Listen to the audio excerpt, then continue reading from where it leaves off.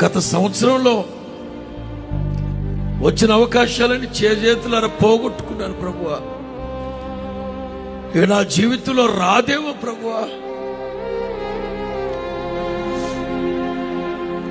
బాధపడకు. నశించిన దాన్ని వెతికి రక్షించడానికి ప్రభు ఈ లోకానికి వచ్చి,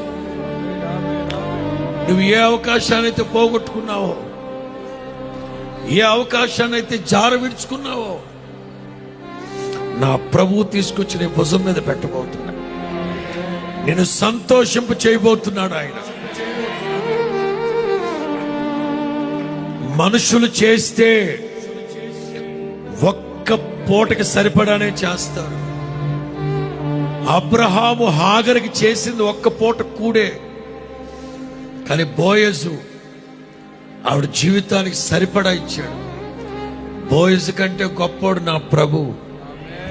బోయజు కంటే గొప్పోడు నా ప్రభు. ఏ అర్ధరాత్రి అయినా అపరాత్రి అయినా 100 మందికి పెట్టగలిగే వైభవంతో నీ కుటుంబాన్ని, ఇంటిని ఆశీర్వదిస్తాడు.